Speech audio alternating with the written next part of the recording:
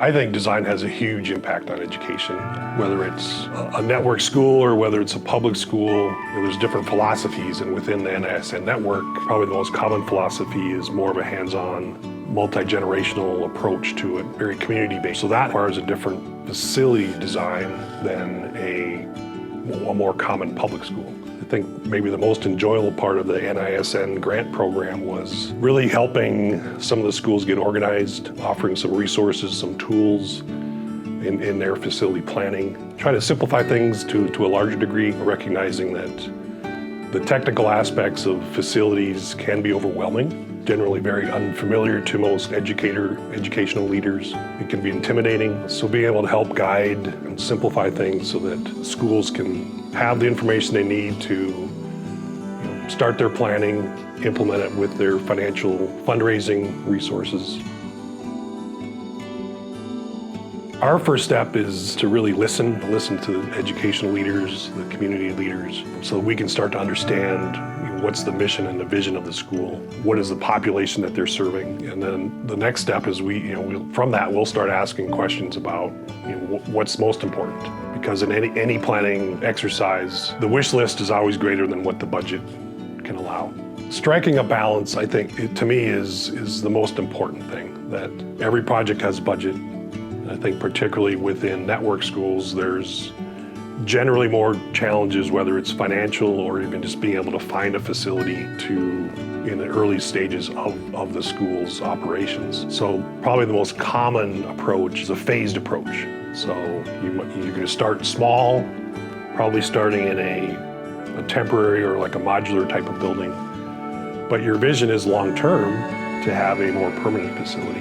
When a light bulb goes on is when we really focus on, well, what is most important this year for the school? And inevitably, the school comes up with a solution. They'll say, well, the most important thing is I need to have a variety of 3 different size learning environments. So once you come to that conclusion, the technical solution is relatively easy. That's the unique part of network schools, is there are more challenges, but with some creative thinking and some cooperation with the design team and the school team, a lot of these creative solutions come out of discussion. So if it's a school that they're going to renovate an existing building, we would do some form of facility assessment. So that would be looking at, is the building structurally sound? Does the roof leak? Do the windows leak? Do the doors work? Just fundamental things that make the building safe for a school. Priority there is really making sure the building is safe to be occupied. The second part of that is, how do you make it functional? How do we make it safe for the students to get to school? How do we create different learning environments, whether it's a typical classroom space? We're seeing a lot of sort of adaptive reuse types of design solutions, where you might take a big space and divide that into 2 or 3 smaller spaces so that you can have a wider variety of educational environments. Some schools are very effective at fundraising, whether it's developing their partnership network. They may have a big donor, whatever the solution is, but when funds do allow for a new school, fundamentally have a blank slate. So the joy in that for me is letting the design sort of evolve from the school's mission and the school's vision. And then once you sort of get into more of what we call programming, which is the list of individual spaces. So how many classrooms do we need? What types of classrooms? What types of outdoor amenities are included?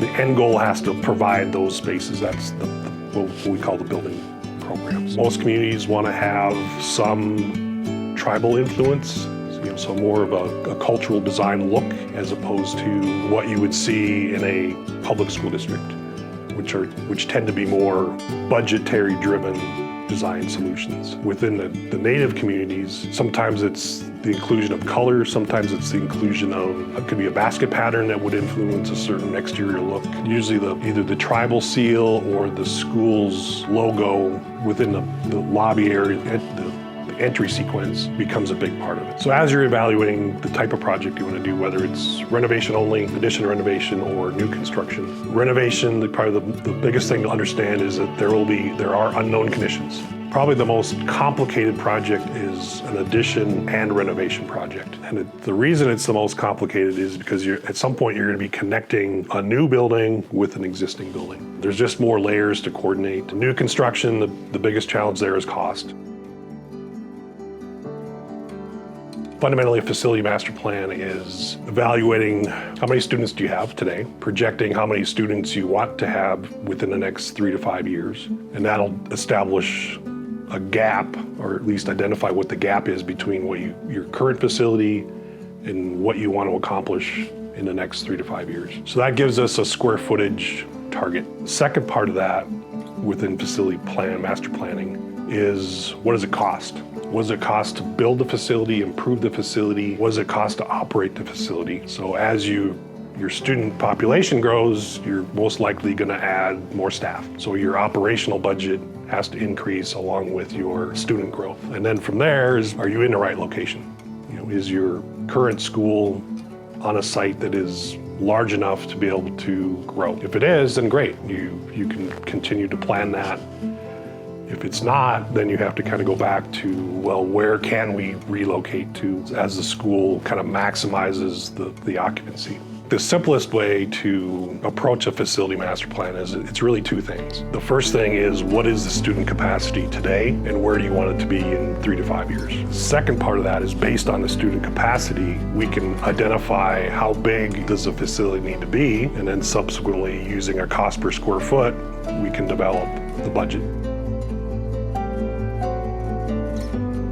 Facility cost estimating, I think the most important concept is there's going to be two parts of your overall budget. There's going to be a component that is called hard cost, which is the cost that you would pay to a construction company to improve and build your facility. The second component is called soft cost. So soft costs are a wide range of things. It can be a survey, it can be soils testing, it's architecture and engineering fees, it's moving expenses, it's furnitures, desks, chairs, all of the things that sort of come after the building is constructed. So again, hard costs and soft costs equal what is called a total project budget. So the total project budget is everything it would cost to construct a building and fit out the building. So if your total project budget is $1 million, generally 75% of the $1 million, or $750,000, is what you would spend on construction.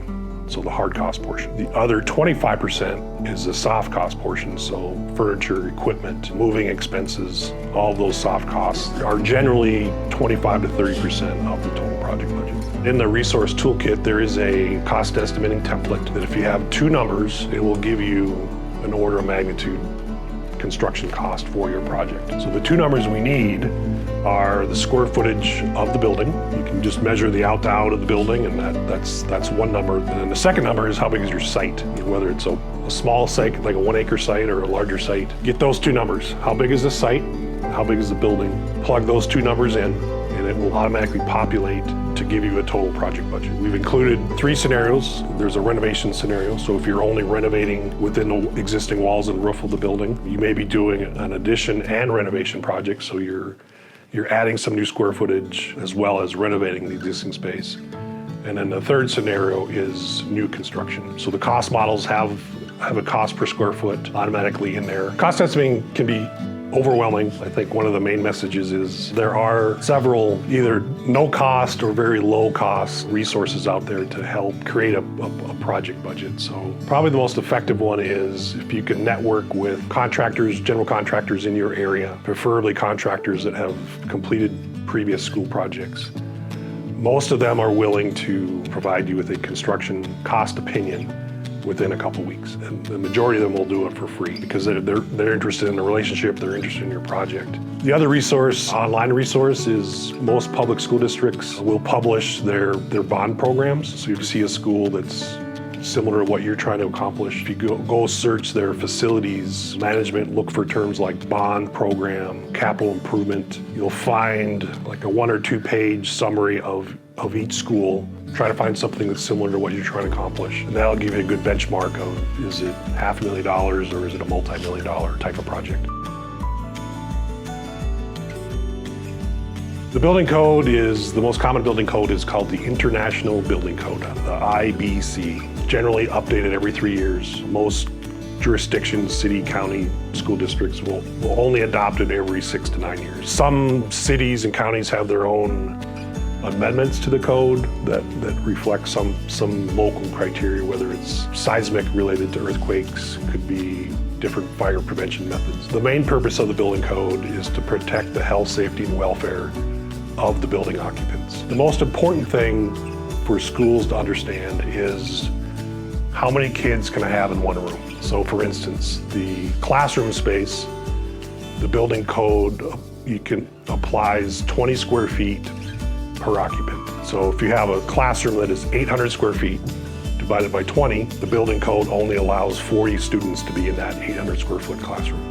If you apply that same kind of approach to like a gymnasium, so any kind of large open gathering type of space, the multiplier is 15 square feet per person. And then if you have any kind of laboratory space, the multiplier is 50 square feet.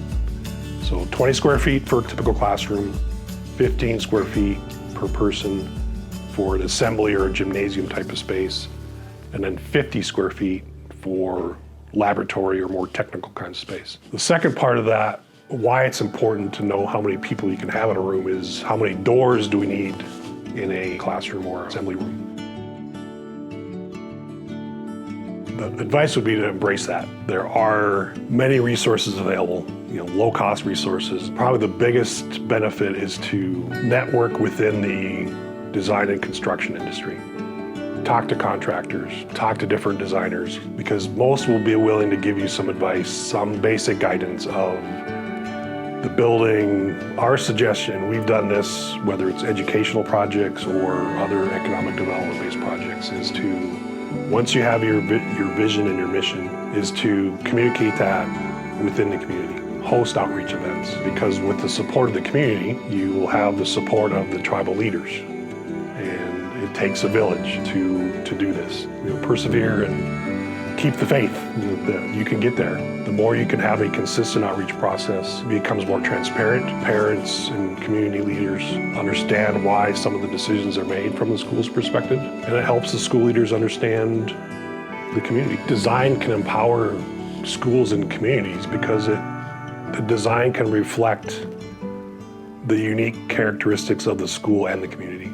The design, to me, needs to reinforce the vision and the mission and express the unique characteristics of the school.